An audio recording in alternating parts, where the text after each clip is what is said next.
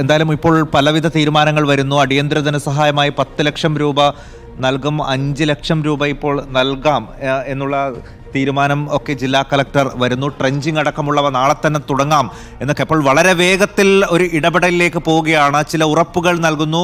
അടിയന്തര സഹായമായി 10 ലക്ഷം രൂപ നൽകാം എന്ന ഒരു തീരുമാനം ജില്ലാ കളക്ടർ അവർക്ക് ഉറപ്പ് നൽകുകയാണ്. 5 ലക്ഷം രൂപ ഒരുപക്ഷെ നൽകാം എന്ന്, വളരെ വേഗത്തിൽ നൽകാം എന്ന് പറയുന്നു. അപ്പോൾ ഇതൊക്കെയാണ് കുടുംബം ആവശ്യപ്പെട്ടതും. എത്രയും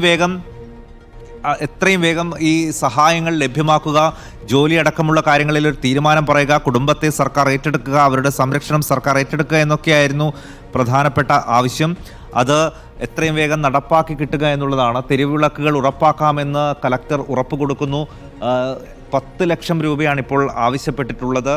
അതിൽ 5 ലക്ഷം വളരെ വേഗത്തിൽ നൽകാം എന്ന് ജില്ലാ കളക്ടർ തന്നെ അവർക്ക് പറയുകയാണ്. ഇതിലൊക്കെ ആ രോഷം അടങ്ങുമോ എന്നുള്ളതാണ് ഇനി നമ്മൾക്ക് അറിയേണ്ടത്. സഹോദരിക്കൊരു ജോലി കൂടി അവർ ആവശ്യപ്പെടുന്നുണ്ട്. പക്ഷേ അത് നയപരമായി എടുക്കേണ്ട ഒരു തീരുമാനം കൂടിയാണ്. എന്തായാലും തെരുവിളക്കുകൾ സ്ഥാപിക്കാം, ട്രെഞ്ചിങ് അടക്കമുള്ള നടപടികൾ വേഗത്തിൽ തന്നെ തുടങ്ങാം എന്ന ഒരു ഉറപ്പ് ജില്ലാ കളക്ടർ ഇപ്പോൾ ആളുകൾക്ക് മുന്നിലേക്ക് വയ്ക്കുന്നുണ്ട്. അത് തന്നെയാണ് അവർ ഉന്നയിച്ച പ്രധാനപ്പെട്ട ആവശ്യവും.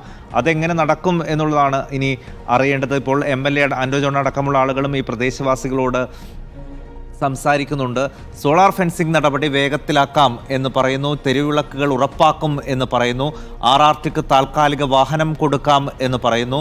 സ്ഥിരവാഹനം വേഗത്തിൽ നൽകാം എന്ന് പറയുന്നു. RRTക്ക് ഒരു വാഹനം പോലും ഇല്ലാത്തൊരു സ്ഥലമായിരുന്നു. RRTയുടെ സാന്നിധ്യം പോലും അവിടെ ഉണ്ടായിരുന്നില്ല എന്ന് പറയുന്നു. അതൊക്കെ വളരെ വേഗത്തിൽ പരിഹരിക്കാം എന്നാണ് ഇപ്പോൾ ജില്ലാ കളക്ടർ പറയുന്നത്. ഇന്നിപ്പോൾ ജനകീയ ഹർത്താലടക്കം അവിടെ നടക്കുകയാണ്. ഇപ്പോഴും മൃതദേഹം അവിടെ തന്നെ കിടക്കുകയാണ്. അതിലൊന്നും ഒരു മാറ്റവും ഉണ്ടായിട്ടില്ല. കളക്ടറോടും MLAയോടും അവരുടെ രോഷപ്രകടനം നമ്മൾ കാണുകയും ചെയ്തു. അത്രമേൽ വലിയ രോഷത്തിലാണ് അവിടെ ഉണ്ടായിരുന്നത്. എന്തായാലും RRT അടക്കമുള്ള സംവിധാനങ്ങൾ കൂടുതൽ ഫലപ്രദമായി അവിടെ നടത്താം എന്നുള്ള ഒരു കാര്യം. അവർക്ക് വാഹനമടക്കമുള്ള സൗകര്യങ്ങൾ ഉണ്ടായിരുന്നു. അതൊക്കെ വേഗത്തിൽ പരിഹരിക്കാം എന്നുള്ളതാണ് ഇപ്പോൾ പറയുന്നത്.